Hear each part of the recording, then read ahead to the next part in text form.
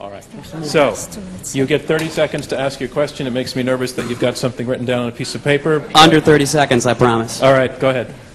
Zeba, in your opening remarks, you said that Islamic terrorists are motivated by politics, not religion. Considering that Islamic terrorists make up the majority of suicide terrorists in the world today, what's happening to Muslims politically that isn't happening to any other major religious group that can account for the disproportionate amount of terrorism coming out of the Islamic world? Bingo! That was a good question. Yeah, that's That is under 30 seconds. Yeah, that was a great question. Your number. I'm going to take the questions. Sorry. Then number 2. Yeah. Yes, I'm ready for you, sir. Oh, I'm sorry. There, with the microphone. Yes, to you, sir. The question was relatively similar, but I'll make it. This has to do with the Muslim community's reaction to suicide bombings. You stated there's 1.5 billion Muslims, and yet the silence of this community on suicide bombings, the justification, the rationalization, the wiggles from the community, from the religious community, from the Muslim states, Arab states and Muslim states, is something that in the West we find puzzling. How would the panelists react to that? Thank you. And third question? I hope this isn't too naive, but if Islam is not a religion of peace, is it possible for it to become one? Wow, I think that's a great question, actually. I was trying to get at that with the reform issue, but I just think you put it far more eloquently. So I'm going to take all those questions because I thought they were all good. Seba, do you want to take the response to the first one? Basically, why the preponderance of terrorism, the questioner is saying, is committed by Muslim extremists. Why are we not seeing that happening from other groups? So what I can't say is, I know that it's a complicated question, and so you have history involved, you have different factors that contribute to the answer. What I can say for sure, just based on looking at the studies that come out, is that the level of religiosity, the level of piety of violence, of terrorists, compared to mainstream Muslims, is virtually, there's no difference. So it's literally, when you ask them how practicing they are, how often do they attend services, things like that, it's literally the same. So that can't be the distinguishing factor. What we do know, as I mentioned earlier, is when you ask them, the one big difference is when you ask them what they fear the most. And they say their perceived idea of Western domination, which is very similar to what we hear from our opposition, a perceived fear of Islamic domination. And so when you compare that to the mainstream, who just want to get a job. Would the other side like to respond to that question as well? Or to the answer that you heard? And if not, we'll move on. Well, I'll move on. Okay. Can I just add something? Sure. No. Sorry. There's also, I think, just to add something, that the preponderance has a lot to do with the spread of a certain ideology that I refer to as Islamism, that has arisen in the post-colonial context and that was exported to the Middle East through geopolitics. Now, what happened was that there was a need for a cause to resist against colonialism, and Britain was a secular liberal country. The cause, the ideology that the Arabs adopted, who were resisting, initially it was Arab socialism, Baathism, and that morphed into Islamism, which owes much of its origins to Arab socialism. And so what we find is that the spread of this ideology, pretty much like how post-World War I Europe, with the identity crisis that emerged after the Weimar Republic, led to the growth of fascism in Europe, with fascism in Italy, Nazism in Germany, and totalitarian Stalinism in the USSR, we see the same thing playing out post-empire in the Middle East. So what it's related to is the spread of this ideology that has hijacked the minds of many young Muslims. And yes, Muslims need to do more to challenge this ideology. We are trying to convince them of that, but this is a very modern phenomenon. I remind you, Khomeini is a modern phenomenon, and he created a revolution where he flipped Shiite theology on its head, as are the others. Bin Laden, Sayyid Qutb, they are all modern phenomena. Okay, Majid, you have awakened the other side on this topic. Yes, because Should have kept my mouth shut. Ayaan, Hirsi Ali. Majid, what you're saying is Islamism is invented by the British. Islamism has nothing to do with Islam. External, external, external. Those poor Muslims who are seduced with the Quran and the activities of Muhammad, their own culture, their own convictions, their own history, they have, they are only the victims. Ideas inspire, ideas unite, ideas people bring together. And Muhammad succeeded first and foremost in uniting a disparate Bedouin desert Arab group of people. And they unified and they conquered, and when it worked, it was all Islam. When Muslims were successful, when they conquered lands, it was all great, it was Islam.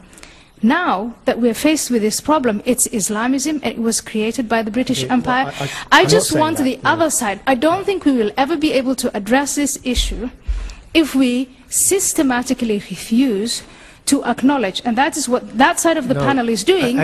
So let me finish it. Yeah. To systematically refuse to acknowledge the flaws of Islam. I grew up as a Muslim.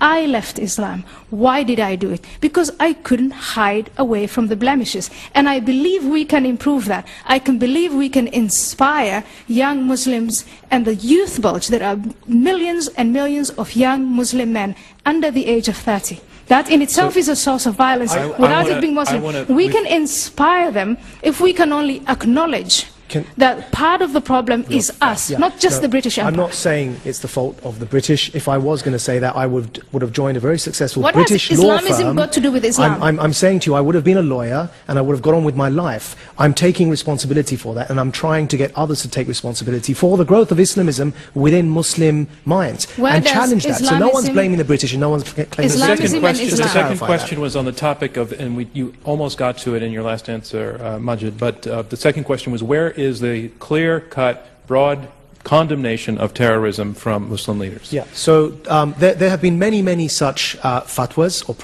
pronouncements against suicide bombings. In many cases they're not reported. There does need to be more. However, I'll give you an example of why in some cases there aren't more. Now, recently we at Quilliam publicized a fatwa by Dr. Tahir al-Qadri against terrorism, a no ifs, no buts condemnation of suicide bombing and terrorism that Douglas, always a pleasure to speak with you on the panel, supported and was quoted in the press as supporting Dr. Tahir al-Qadri's fatwa against terrorism. Now, the reason why there aren't many more such examples, though there are quite a few, is because prior to Dr. Tahir al-Qadri issuing this fatwa, his colleague, who was also from the same way of thinking, was assassinated in Pakistan, was killed by a suicide bomber in a mosque where all the other congregants who were praying were also blown to smithereens because he had the guts to simply give a sermon in that mosque condemning suicide bombings. And so this is why many people are scared, because it takes guts, I tell you, to go into Pakistan and try and challenge these extremists. That's a country that doesn't have much rule of law. It's a country that's struggling against the so-called Pakistani Taliban from taking over a third of their country, and they're fighting that fight on the front lines, and there are those who are brave enough just to give a speech to condemn terrorism, and they're blown to smithereens in their mosque while praying. And surely they're religious people. They were praying in a mosque, Douglas. You did support that fatwa, though, didn't you? I did. It's the only time I've ever done a book review of a fatwa. I'm sorry to say this, Sir Majid, you seem to have just proved our point. Yes. Please explain. Is it? I mean, I'm very grateful. It's a very important and very interesting question, why more people don't stand up. I much admire Al-Qadri for that fatwa, as I have other people who have stood up. But the number of times I've spoken to clerics behind closed doors and so on, and you say, why aren't you saying anything? They say, because if I do speak up, I'll be killed. Well, I address you again, ladies and gentlemen, to the motion. No, but hold on. I'm sorry. Right, hang on. How on earth does fear of being killed in Pakistan by a minority faction of extremists prove Islam is not a religion of peace? Let me put it this way. Let me put it this way then. No, sorry, I've got to... Because really, what you've just said is really quite absurd, and I've got to clarify. It takes one person to kill all of us here. One person in a suicide bombing. Now, if we were scared of saying what we're saying now because of that one person, it doesn't mean all of us love war and hate peace in any way whatsoever. It means we all fear that one person who could walk through that door with a suicide bomb jacket strapped to his chest. If we were discussing Quakerism here tonight, does anyone think that when a Quaker said, I'm quite fearful about speaking up against certain things in my faith, come on, this only happens with Islam. There is no other major faith in the world today where it is the case that people are fearful of addressing religion because they're afraid they'll be killed. It's only Islam, and we're saying there's a reason. I'm afraid of being killed by apostates, and many of you who came here tonight came under unusual circumstances. I'm not in government. I'm not a powerful person. I'm a citizen. Just a normal, ordinary person. Can you explain what you mean by unusual circumstances? Unusual circumstances, you went through metal detectors to come to a debate in New York. I mean, talk about That's because Quakerism. it takes one person to get through those metal detectors and blow us up. It doesn't mean the majority of people are terrorists. Let me finish. The people that I am protected against, and you as an audience too, the individual who wants to kill me because I'm an apostate of Islam is inspired to do that from the scripture of Islam, the example of the Prophet Muhammad, the clergy that preached to him, and the reward he will get in the hereafter that is promised in the Quran. All of that is Islamic. The sooner you admit that, I tell you what he's inspired the sooner you admit that, the sooner I can get rid of my bodyguard. He's inspired. I'll tell you what he's inspired by. Yeah? Right. Marty, this I want to have the last word on this point because I want to go back to the young lady's question. Sure. So I tell you what, he's inspired by the very same interpretation of Islam that you have. He's not inspired by Islam. He's inspired by your interpretation of it, that is Bin Laden's interpretation of it, that is Sayyid Qutb's interpretation of it. And I've got to say one last thing. I've got to say one last thing. The thing is, you're not the only one on this panel. I have an Al-Qaeda death threat on my head too because I'm saying what I'm saying. And what I'm saying is that, and I've been attacked in Pakistan physically for saying this, what I'm saying is enough to extremism, enough to terrorism, let's separate Islam from extremism and disempower the minority of extremists who are trying to hijack a good faith. Douglas, you've had death threats as well. You have also had death threats. Sure. I mean, one of the points about this area is everyone gets death threats. I mean, it's just an unfortunate thing about this debate. I think Zeba and I are going to leave this I mean, as I say again, I think it speaks for itself. I hope no one threatens a chair. Can you repeat the question that I liked so much? Yes. If Islam is not a religion of peace, is it possible for it to become one? My answer is yes, on condition that, first of all, Islam is not a religion of peace, and I hope that we have demonstrated here tonight that it's not. Can it become a religion of peace? Yes, if a number of conditions are met. But what is it for all of the people who practice it peacefully? But let me complete the conditions. What is that faith that they're practicing then? And not only practice it peacefully, but That's the part that I'm not finding in your explanation. Why are we having, again, over and over again, first of all, in my view, no monotheistic religion, because there's that divider between we and they, and because when that's unifying, I mean, there are so many factors within every monotheistic religion that make it inherently aggressive. It's not only Islam. But there are a number of factors that in the 21st century combine. Again, there is the history of militarism and the awareness of that. There's the victim status. There's the youth bulge. Let's not forget that. There's the revival of that theology, the revival of the example of the Prophet Muhammad, the investment in the hereafter. And you say a lot of people practice the religion in peace. What we know is that a lot of people are passive and are actually not practicing their faith, are not practicing Islamic scripture. Who are you to say who's practicing their faith and who's not? Let me finish. It's not for you to decide. I'm the Muslim. You're not. But let me finish. Let me finish. You are not practicing. You are not practicing. Are you Sheikh? No, but let me say, Sheikh, you are not practicing. Let's hear what she says. Wait a minute. I want to finish. Let's hear what her point is. You are not practicing chapter 2 of the Quran, verse 191 and 193.